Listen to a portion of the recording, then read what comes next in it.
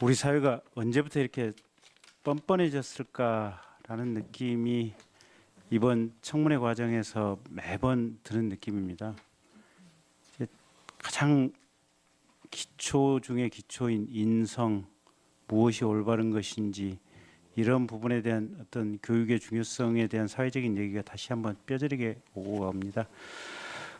어쨌든 지금 이 청문회를 혹시 특검 관계자나 또는 검찰 관계자께서 보고 계시면 지금 이 얘기를 드리고 싶습니다. 우선 아까 정동춘 증인이 그저 권고에 불과하니까 그 권고 차원에서 듣겠다라고 얘기를 하셨는데, 실은 특검이나 검찰 관계자들이 지금 사실 직무를 유기하고 있는 부분이 하나 있습니다.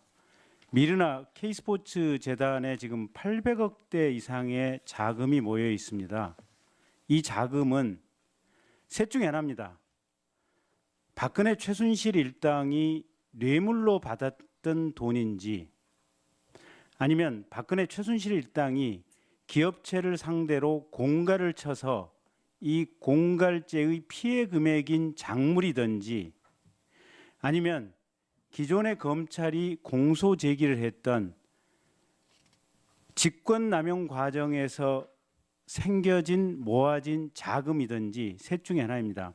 저 개인적으로는 박근혜 최순실 일당에게 뇌물로 제공된 자금일 가능성이 매우 크다라고 보고 있고, 최종적으로 특검에서 그 수사의 결론도 그렇게 나리라고 기대를 하고 있습니다. 어쨌든지 간에 이런 자금을 바탕으로 해서 이 자리에 앉아 있는 정동춘 증인 같은 경우는 월 1,200만 원 급여를 받고 있던가요? 맞습니까? 770 정도. 월 770의 급여와 자동차를 제공받는 것으로 알고 있습니다. 이건 있어서는 안 됩니다. 특검 또는 검찰에서는 즉시 이 미르나 K스포츠의 자금 전부에 대해서 범죄 수익의 일종으로 보고 압류 조치를 취해 주시기 바랍니다. 그 부분을 제대로 하지 않으면 특검과 검찰 역시 상당한 비판이 있을 것 같습니다. 그다음에 조윤선 증인, 마지막으로 한번 물어보겠습니다.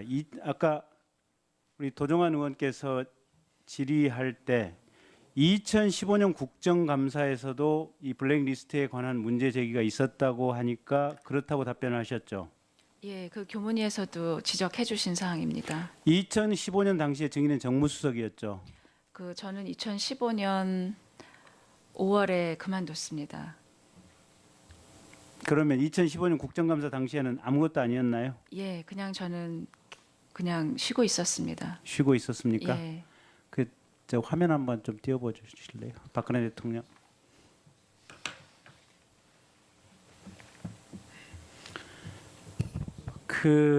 아까 이제 어느 네티즌께서 저에게 카카오톡으로 보내주신 사진입니다. 저게 뭐냐면 박근혜 대통령이 후보 시절에 이제 조윤선 이제 증인께서 박근혜 대통령의 장점을 모 정편 프로그램에 나가서 이렇게 쭉 설명을 한 내용입니다. 다시 한번 앞으로 첫 화면으로 한번 가볼까요? 박근혜 대통령 애국심으로 가득 차 가까이에서 본 박근혜 대통령. 다음 페이지로 한번 가보시죠. 박근혜 한결같고 공명정대한 인물이다. 다음 페이지 한번 가보시죠. 박근혜 소탈한 모습 보여주고 싶을 정도. 다음 페이지 한번 가보시죠. 박근혜 상의하고 소통하는 모습 보여. 한번 다음 페이지 가보시죠. 박근혜 대통령께 배운 건 원칙과 진심이다. 다음 페이지 한번 가보시죠. 믿음, 창의력, 끈기가 박과 나의 공통점이다. 다음 페이지 한번 가보시죠. 끝났나요? 네, 됐습니다. 저는 저 얘기를 드리고 싶습니다. 그러니까 2015년도 국정감사에 조윤선 증인이 무관이었다면, 아무 직책이 없었다면 그 점에 대해서는 조윤선 증인 본인을 탓할 수는 없을 겁니다.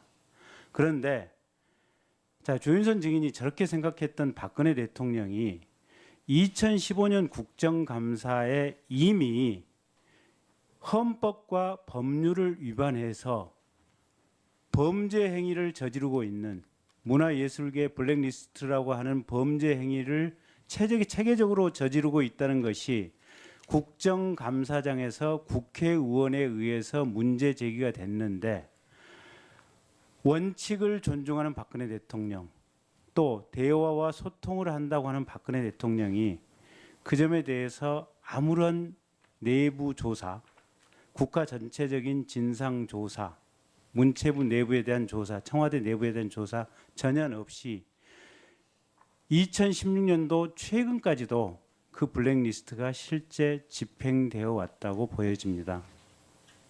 그러면 결국 박근혜 정부의 철학, 박근혜 정부의 사고, 아까 하태경 의원께서 정확하게 지적을 했다고 봅니다. 박근혜 대통령의 민주주의에 대한 의식, 사실상 저는 제로라고 봅니다. 그런데 그런 박근혜 대통령을 저런 수사로서 당선시키는데 일조를 했던 우리 조윤선 증인, 또 문체부 장관이 돼서도 그와 같은 국회의 꾸준한 문제 제기에 대해서도 제대로 파악도 하지 못하고 심지어는 본인이 정무수석으로 재직하고 있을 당시에 밑에 있던 부하 비서관 2명이 곧 영장이 청구되는 것으로 알고 있습니다. 그런 상황임에도 불구하고 여전히 본인의 책임을 회피하기 위해서 말꼬리 잡고 앵무새처럼 같은 말만 반복하는 장관, 이게 현재 박근혜 정부의 문제였다고 저는 개인적으로 생각을 하고 있습니다. 그런 장관들의 자세, 철학, 또 그런 대통령의 통치 철학, 정치 철학이 지금의 2017년의 대한민국을 이 모습으로 이끌어왔다라고 생각을 하고 있고, 앞으로 있을 수개월 내에 있을 대통령 선거에서 우리 국민들께서 정말로 심사숙고해